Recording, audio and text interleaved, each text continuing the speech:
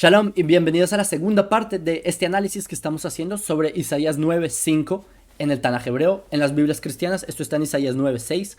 Recuerden que el cristianismo, cada vez que quieren manipular algún versículo, ellos tienen que jugar con todo el capítulo y cambiar la numeración, como el caso del Salmo 22, cambiaron la numeración, en Malaquías 3 cambiaron la numeración, Miqueas 5, Jeremías 31, y este es uno de los tantos casos que el cristianismo cambió la numeración para dar un mensaje teológico erróneo.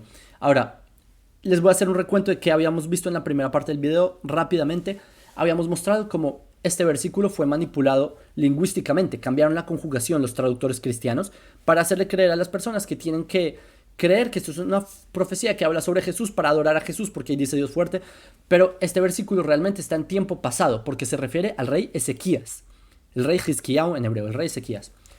Este versículo de Isaías 9:5 en el Tanaj, 9:6 en la Biblia cristiana, es un versículo que hace referencia al rey Ezequías, que brevemente, rápidamente les cuento un evento central en la vida del rey Ezequías, para los que no conocen. En esa época, que eso fue en el siglo 7, antes de la era común, había un imperio llamado el Imperio Asirio, que el Imperio Asirio conquistó y destruyó y expulsó y desterró a las 10 tribus del norte de Israel, porque había un reino llamado el Reino de Israel y fueron desterrados y difundidos por el Imperio Asirio. Luego, el Imperio Asirio fue hacia el reino del sur, que era el reino de Judá, que ahí estaba Judea, que ahí estaba reinando el rey Ezequías, Hizkiyahu. ¿Qué pasa? Que el Imperio Asirio, que eran gobernados por Sannacherib, ellos asedian Jerusalén, al final hay una plaga y por eso el ejército asirio se retira y eso concluye con la victoria de Jerusalén. Y así es como los asirios no terminan o fracasan en su intento por destruir al reino de Judea. Hasta aquí la historia. Todo esto está escrito en el Tanaj, y no solo en el Tanaj, de hecho hay pruebas arqueológicas de esto.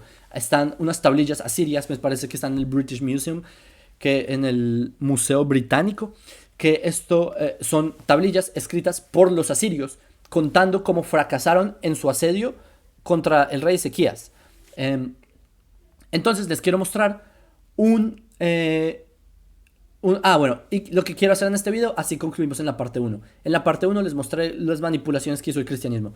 Y en este video quiero mostrarles las fuentes judías. ¿Qué dicen los sabios de Israel acerca de este versículo? De que un niño no se es nacido, etcétera. ¿Sí? Que dice las fuentes judías, que hace referencia al rey Ezequías. Vamos a ver, por ejemplo, esto está en el Talmud, en el Tratado de Sanedrín, que dice, esto también hay otra referencia, ya les diré dónde está, pero acá no les voy a leer todo. El punto, al final de cuentas, es que acá esta es dice que el rey Ezequías tiene 8 nombres y que cuáles son sus nombres, y acá citan a Isaías 9:5 en la Biblia hebrea, ¿sí? Que porque un niño nos ha nacido, nos fue dado, etcétera, y esos son los nombres del rey Ezequías. Son referencias para el rey Ezequías. Dios fuerte, y acá continúa el Talmud diciendo, ¿y no tiene un nombre más? Ezequías, que Dios lo fortaleció. En hebreo tiene más sentido, porque en hebreo dice, espérense, un segundo, Hizkiyahu, Shehizku ya. Ezequías, Hizkiyahu, que Dios lo fortaleció, Hizku ya. Si ven que el nombre Ezequías está compuesto por la palabra Dios fuerte, Dios lo fortaleció. Por eso Dios fuerte, porque Ezequías, el nombre de Ezequías significa Dios fuerte. Este es un versículo que hace una referencia al rey Ezequías. Hay otra fuente, que esto está en Ibn Ezra, que él está explicando sobre este mismo versículo, y él lo empieza a explicar. ¿Por qué son los nombres del rey Ezequías? Y él explica, maravilla, porque Dios hizo maravilla en sus días. Consejo, se dice explícitamente de Ezequías que se aconsejó. Jefe fuerte, no sé por qué aquí lo trajeron jefe fuerte, porque él también hay veces como jefe, él también es fuerza, de hecho. O Dios fuerte porque el rey Ezequías era poderoso. No es porque era un dios, nadie va a adorar al rey Ezequías, sino que en sus días fue fuerte. Y porque el reinado se prolongó por sus méritos, porque no fue destruido por la invasión de Sanjerib, y porque hubo paz en sus días por el evento de Sanjerib. Acá les dice en Segunda de Crónicas. El punto es que vemos que los sabios de Israel hacen referencia a que acá esta cita habla del rey Ezequías. Malbim, Ben Natanano. Un hijo nos es dado. Dice, hijo, príncipe heredero de la monarquía es Ezequías. Vemos que otra fuente dice que es el rey Ezequías, Metzudat David. Estos son los más grandes exégetas del Tanaj, ¿sí? Como los que más prominentes que explicaron el Tanaj. Porque un niño nos ha dado. Eso es por el mérito del niño que nos nació. Y ese es Ezequías. Vezeu Hizkiah, que en sus días ocurrió la caída de Sanjerib. La historia que les conté. Radak también lo dice. Un niño nos es nacido. Que dice, eso dijo sobre Ezequías. ¿Sí? Zeomer al Hizkiah. Que en los días del reinado hubo salvación para Israel, pues el campamento de Asiria fue enfermado, y por eso es que fue el mérito del niño que nos ha nacido. Vemos otra cita, hay muchas más citas, en el Talmud, en el Tratado de Shabbat también se cita eso mismo, también Rashi, etcétera, etcétera. O sea, los sabios de Israel hacen referencia a que este texto habla de Ezequías. Quiero mostrarles ahora algo súper interesante, que esto es un midrash, que esto está en el siguiente versículo. Isaías 9.6 en las Biblias cristianas es el 9.7. El versículo dice así, esta es una traducción que dice, no es muy exacta, pero dice, para el aumento del dominio y para la paz sin fin sobre el trono de David, etcétera, pueden leer ustedes. Pero si ustedes saben hebreo, quizás se fijaron que acá hay un error gramatical. Ya les voy a mostrar cuál es ese error gramatical, pero primero quiero mostrarles un texto súper interesante. Un segundo. Lo encuentro, está acá. Esto, señores, es un folio del Códex de Leningrado. Es un Tanaj que tiene como más de 1000 años. Que el Códex de Leningrado, esto es el folio donde está este capítulo de Isaías. Entonces está acá. Es este mismo. Le marbe a Misrael Shalom en Ketz. Acá la palabra le marbe está escrito con mem, con una mem cerrada. La mem generalmente se escribe abierta. Solo si la mem está al final de la palabra, se cierra. Por ejemplo, acá está la palabra shalom. Acá la mem se cierra porque la mem está al final. Eso en hebreo se llama mem sofit, mem final. Pero si la mem está en la mitad, se escribe una mem abierta. Por ejemplo, acá, mem shalto. Pero acá, ¿por qué la mem está así? Entonces, quiero mostrarles. Un segundo. Como ustedes pueden ver, acá el versículo está con mem cerrada. Y solo si está al final, por ejemplo, la palabra olam, mundo, si está al final es cerrada, pero si está en la mitad es una mem abierta, mishpat, meata, etc. Los que saben hebreo entienden lo que dije porque es una regla gramatical del hebreo. Hay mem y hay mem sofit, pero acá la mem sofit está en la mitad. ¿Por qué? Les voy a contar un midrash. Acá se puede ver, de Marbea Misra, este es del Códex de Leningrado, y este es un midrash que está en Sanedrín 94a, que dice lo siguiente. ¿Cuál es la explicación de este versículo? Rabbi Tanhum dijo que Wakapagan, dijo, ¿por qué cada letra mem en medio de cada palabra está abierta? Pero esta mem está cerrada. Acá aparece abierta, pero ¿por qué esta mem está cerrada en el Marbea Misra? Dice el midrash, el santo bendito sea, o sea, Dios, quiso hacer de Ezequías Mesías y de Sanjerib Gog y Magog. Es decir, los sabios de Israel explican que esta es una cita y este contexto y toda esta serie de referencias de este capítulo hablan del rey Ezequías. Al final el Midrash continúa diciendo por qué no se hizo Mesías. Yo tengo un video sobre este tema, les voy a poner en la descripción, que de hecho, ¿ustedes saben quién es? Es Rabbi Shlomo Yehuda Be'eri, el Yanuka, uno de los sabios de esta generación, que hace como un año y medio salió todo un chisme de que los judíos están coronando a su Mesías, fake news total. Y esto fue por este mismo Midrash, porque este Midrash habla de Hizkiyahu, que la azotó Hizkiyahu Mashiach, Hizkiyahu ben David, Hizkiyahu el hijo de David, o sea, Hizkiyahu de la casa de David. Y que Hizkiyahu ben David iba a ser Mashiach. Es un Midrash. Pero ¿qué pasó? Que todo esto de Hizkiyahu ben David Mashiach, por los mesiánicos se manipuló la palabra, se manipuló todo esto. ¿Saben cómo es que la paranoia cristiana? Que creen que todo es el anticristo. Si hay vacunas del COVID es el anticristo. Si Barack Obama es presidente de Estados Unidos es el anticristo. Si Kushner está en la diplomacia del Medio Oriente es el anticristo. Todo es el anticristo para ellos. Entonces también hay un rabino sabio en Israel. Se inventaron que es Hizkiyahu ben David, ya es el anticristo. Entonces todo este mito salió por este midrash. Pero ¿cuál es mi punto con todo esto? Mi punto con todo esto es que estas referencias, todo lo que estamos hablando, es que los sabios de Israel hacen referencia a que estos versículos de Isaías 9, 5, 6 son referencias a Ezequías. Hasta acá vamos bien. Les quiero mostrar también un midrash, también es un midrash muy bonito, que habla sobre los 6 tzadikim, etcétera, los 6 justos. Y uno de estos justos, de estos tzadikim, es el rey Ezequías. Y dice el midrash, dice, como se afirma, y trae el versículo, y que su nombre se le llamó Consejero Maravilloso, Dios Fuerte, Padre Eterno, Príncipe de Paz. Y algunos dicen para el aumento, dominio, porque para el aumento le falta una mem. Es decir, el midrash también vimos fuentes de Mefarshim, vimos fuentes del Midrash, vimos fuentes del Talmud, también en la Cábala se menciona, etcétera, que este versículo habla sobre el rey Ezequías. Entonces, cuando viene el cristianismo a decir, no, esta es una referencia a Jesús, etcétera, porque es un Dios encarnado, no, no, por favor. Ahora, ¿qué pasa? Que acá hay algo que a mí me incomoda porque es mentirle a las personas. Lo que hacen muchos cristianos, especialmente en la corriente netzarita, y raíces hebreas, mesiánicos, pero particularmente también hay cristianos que no son netzaritas, sino evangélicos y esto, que toman fuentes rabínicas y las manipulan, como ya vimos las fuentes rabínicas afirman que esto habla sobre el rey Ezequías, pero hay cristianos con muy malas intenciones, no son todos, nuevamente, yo no estoy generalizando, pero hay de esos, y les voy a mostrar a continuación un video así, donde con muy malas intenciones toman fuentes rabínicas, las tergiversan, las sacan de contexto para tratar de justificar el cristianismo. Y dicen, no, mira, el cristianismo también dice que esto habla sobre la idea cristiana. Y no es así. Y les voy a mostrar un ejemplo deplorable de esto.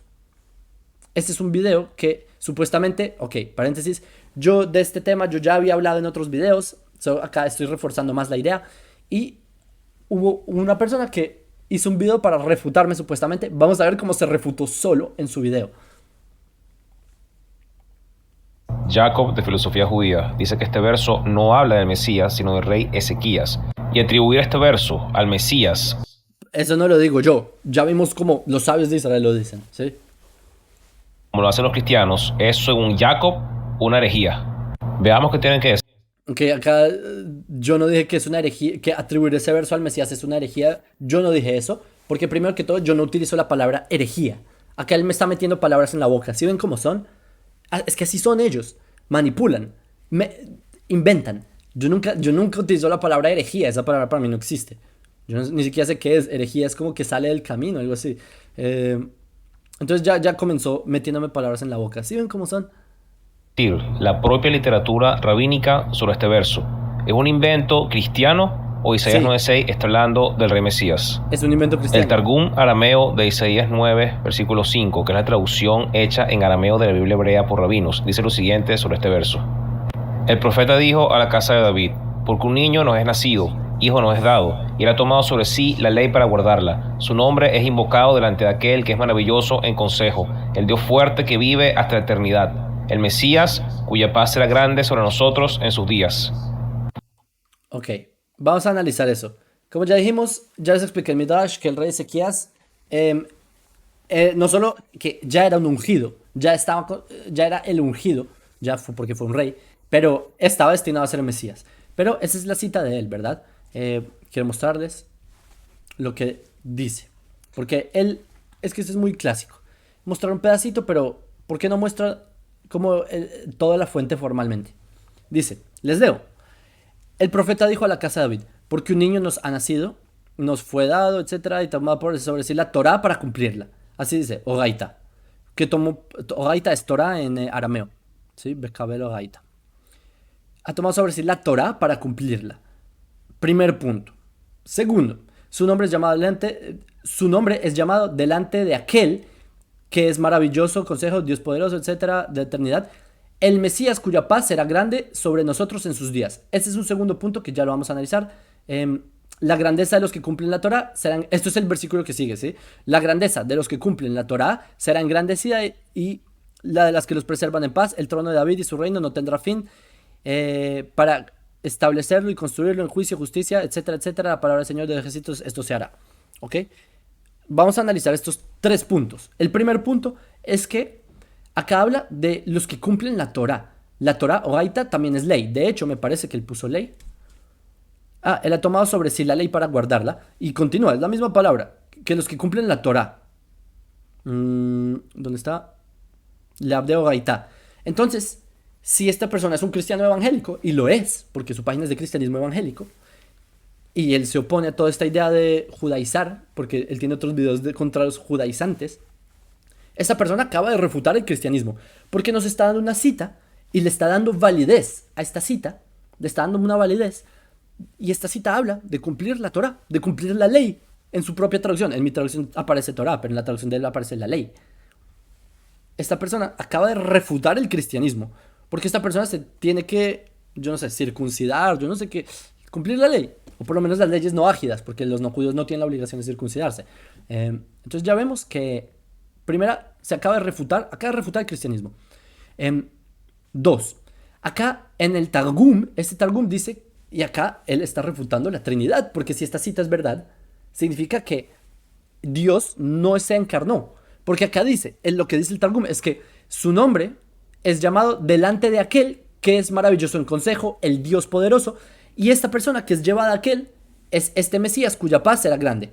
Es decir, que acá no dice que esta persona es Dios fuerte, ni que su nombre es Dios, sino que Dios fuerte y delante de Dios fuerte se trae a esta persona. ¿Sí me entienden? Significa que esta persona, este Mesías, no es Dios fuerte, son dos personas distintas. Esta persona acaba de darnos una cita que refuta la Trinidad. Entonces, como cristiano, acaba él de hacer una herejía cristiana. Segundo, acá afirma que habrá paz en sus días. Esta es la cita, lo que dice. La paz será grande sobre nosotros en sus días. Es decir, que debe haber paz. ¿Ustedes creen que hay paz, señores?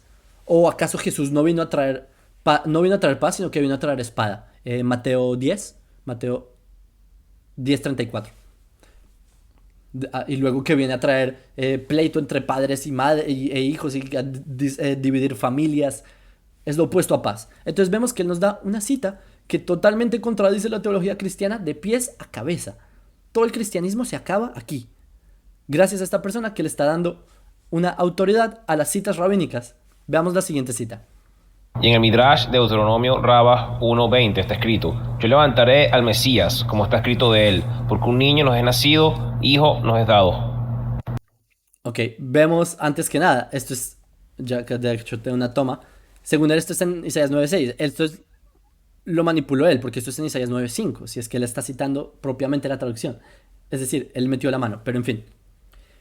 Este es un pedacito del Midrash, un pedacito diminuto. Cuando ustedes vean que el cristianismo toma un pedacito, sospechen. Y sospechen mucho. Les vamos a mostrar qué es el Midrash. Ese es el Midrash, propiamente. No les voy a leer todo para no confundirlos o para no, digamos, no quemarles el tiempo. Pueden ir leyendo ustedes mismos lo que esto en general habla de que la fuerza de la redención es Jacob, nuestro patriarca. ¿Y cuál es el punto de todo ese Midrash? Explicar cuáles las herramientas que utiliza Jacob, que es Israel, ¿sí? El pueblo de Israel, para la redención, y cómo termina, cuál es la conclusión que dice Dios. En esa hora manifestaré mi reino y reinaré sobre ti. Los salvadores subirán al monte de Sión. Dice que cuando se destruya Esaú, cuando Esaú sea destruido, o sea, cuando Esaú sea aniquilado, esa es la época en la que aparece el Mashiach. Es decir, todavía falta un poco, pero ya estamos próximos a que Esaú sea destruido y aniquilado. Y en esa época se manifestará el reino de Dios. Y así es como habrá paz, etc. Entonces, la conclusión aquí es que todavía no hay redención. Todavía no ha llegado el Mashiach. Todavía no hay salvación. Él nos trae un Midrash, un pedacito, una referencia, que es con el fin de explicar que el reinado, la consecuencia del reinado de Israel es lo que trae las características para que llegue el Mashiach, que todavía no ha llegado. O sea, esta persona nos está mostrando un Midrash que afirma que el Mesías no ha llegado. ¿Se entienden la locura? Y uno de los rabinos más importantes e influyentes en la literatura rabínica, Maimónides, escribió: divinamente se le confirieron 6 apelativos, como lo indica el siguiente pasaje, al Mesías, porque un niño nos es nacido, hijo nos es dado, y el principado sobre su hombro, y se llamará su nombre admirable, consejero, Dios fuerte, Padre eterno, príncipe de paz. Y aquí observamos que... Ok, un segundo antes de observar eso. Eso está en Igeret Teimán. Él les mostró un pedacito, obviamente. Y yo no sé si esta persona es iletrada. Quizás no, tiene una comprensión lectora diminuta. Pero es que acá no dice que esta referencia es del Mesías, sino que son características que debe tener el Mesías. Son 6 apelativos, son 6 características. Pero en fin, les quiero mostrar lo que dice Igeret Teimán. Esto es más completo de lo que dice, ya les leo, pero les quiero hacer una introducción que es Igeret Teimán. Igeret Teimán es una carta que escribió Maimónides a una comunidad en Yemen, se la escribe a Al-Fayumi. ¿Y por qué? Porque en esa época en Yemen los yihadistas islámicos estaban tratando de convertir judíos a la fuerza e iban a convertir judíos a la fuerza. Ahora, a propósito, en Igeret Teimán, todo el capítulo 4 es una refutación al cristianismo. Refuta el cristianismo y habla cosas muy fuertes sobre Yeshu. Entonces, si esta persona, si para él es una fuente fidedigna lo que dice Maimónides en Igeret Teimán, entonces definitivamente Jesús no era el Mesías, porque acá Maimónides explica todo un capítulo de cómo Jesús no era el Mesías. Entonces, gracias, señor cristiano, por darnos fuentes que refutan su propia religión. Segundo punto, a propósito, acá les voy a mostrar solo este pedazo. Esta parte de Igeret Teimán es una carta larga, completa, ustedes la pueden leer en una página, está traducida en español, una página que se llama Or HaEmet, les dejo el link en la descripción, Or HaEmet, que tienen varios análisis sobre este tipo de temas. Ahora, en este capítulo, el contexto de este capítulo es que acá está hablando de un tipo, de una persona en Yemen que afirmaba ser el Mesías, se hacía pasar por Mesías. Y veamos lo que dice Maimónides. ¿Qué dice? Veamos todo el contexto, para que ustedes vean que lo que escribió este cristiano simplemente es una manipulación. Dice: qué extrañas son tus palabras sobre este hombre, que es conocido por su mansedumbre y su poca sabiduría, como si esos fueran realmente atributos del Mesías. Es decir, acá Maimónides está diciendo que esta persona no es Mesías. ¿Por qué? Porque es una persona mansa, es una persona que se deja, ¿saben? Como muy manso. Y ser manso no es una característica del Mesías, al revés, es una muestra de que no es el Mesías. Es lo que dice acá Maimónides. Porque, y les recuerdo, acaso les tengo que recordar que la mansedumbre era una de las características de Jesús, que se dejó atrapar, se dejó matar por sus enemigos, todo lo opuesto a lo que tiene que ser el Mesías. El Mesías tiene que vencer a sus enemigos. Entonces ya acá de entrada, si ustedes leen todo ese capítulo, refuta el cristianismo. Es decir, este cristiano nos está dando una fuente que refuta el cristianismo. Si ven la irracionalidad de estas personas de traer fuentes que los refutan a ellos mismos, pero en fin, y dice Maimónides: estas son estas características las del Mesías. Te has dejado engañar por él porque no has considerado las preeminencias del Mesías y la manera y lugar de su aparición. Bueno, entonces él dice que el Mesías será superior a los profetas, pero se ubica detrás de Moisés, que en eminencia y distinción. Es decir, que Moisés está por encima del Mesías. Que paréntesis, eso es opuesto a lo que supuestamente Jesús dijo, que él está por encima, etc. Lo que dice el cristianismo es que Jesús está por encima. Y acá Maimónides dice que no. Es decir, nuevamente, el cristiano nos está dando una fuente que refuta el cristianismo. Y aún así, Dios le dio algunos dones que no le dio a Moisés. Es decir, que a pesar de que Moisés a nivel profético es mayor que el Mesías tiene algunos dones que no tiene Moisés, como se puede obtener en estos versículos. Y cita Isaías 11. Y luego, Dios, santo bendito sea, le confirió 6 denominaciones, como dice el versículo. Es decir, 6 características. ¿Y cuáles son estas características? Que tenga dominio sobre su hombro, consejero maravilloso, Dios fuerte, Padre eterno y príncipe de paz. Entonces, esto, si ustedes leen, por favor, les pido que lean todo el Igeret Teimán. Les dejo, esto está en Or HaEmet otra vez, en la descripción. Pero si ustedes leen, esto no es porque sea una referencia al Mesías, no es porque está profetizando el Mesías. Eso no dice Maimónides. Este cristiano del video no entendió lo que leyó. No es que Maimónides dice que esta es una profecía sobre el Mesías, sino que estas son características que debe tener el Mesías. ¿Por qué? ¿Cuál es la lógica de Maimónides? Y esta es la misma lógica que él hace en Ilhot Melahim. Que la lógica de Maimónides es así: si los sabios de Israel en el Midrash dijeron que Ezequías era potencial a ser Mesías, significa que Ezequías tenía características que debe tener el Mesías. O sea, si él lo iban a coronar como Mesías, si él iba a ser llamado Mesías, es porque sus características eran como las del Mesías. ¿Y qué debemos entonces analizar? Las características de Ezequías. ¿Cuáles son estas características de Ezequías? Que hubo paz en su reino, que dominó, etcétera, etcétera, ¿sí? Entonces, esas son las características del Mesías. No es que este versículo está profetizando el Mesías, No es eso, ese no es el punto de Maimónides. Y hay que ser extremadamente iletrado para no entender.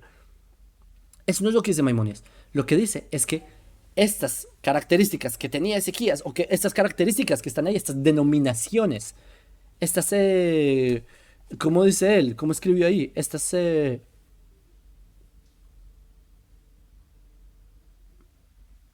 apelativos, estas denominaciones, estas características que tenía Ezequías, serán las que debe tener el Mesías. No es una profecía, porque ni siquiera está en futuro. Entonces, señores, hasta acá voy a dejar. Bueno, terminemos de ver el video a ver qué nos dice esta persona. Príncipe de paz.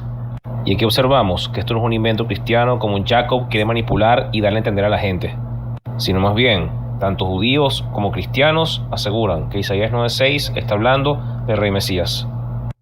Jacob de filosofía. Ok, vemos que simplemente miente, le miente a las personas en la cara. ¿Por qué escondió todas las demás citas? ¿Por qué escondió la cita de Ibn-Ezra? Si los sabios de Israel decían que esto es una referencia al Mesías, ¿por qué esconde la de Radak, Metzudat David, Rashi, Sanedrin, Shabbat, Rut Rabbah? ¿Por qué no las mostró? ¿Por qué muestra la de Maimónides, que se refuta solo? ¿Por qué muestra la del Targum, que refuta todos los principios cristianos? ¿Por qué muestra... ¿Cuál otro fue que mostró? No me acuerdo ni siquiera. Dvarim Rabbah, que termina diciendo que no ha llegado el Mesías. Eso es cristianismo, señores.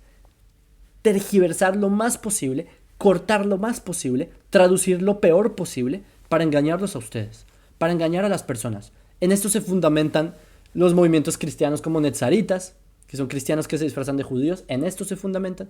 El cristianismo mesiánico se fundamenta en este principio de manipular citas. Y vemos como el cristianismo de a pie, personas con muy malas intenciones, lo hacen. Se basan en tergiversar todo y decir, ¿acaso Jacob no puede ver que todos los rabinos dijeron esto? Esto no es un invento cristiano. Señores, esta es la segunda parte del video demostrando que sí es un invento cristiano.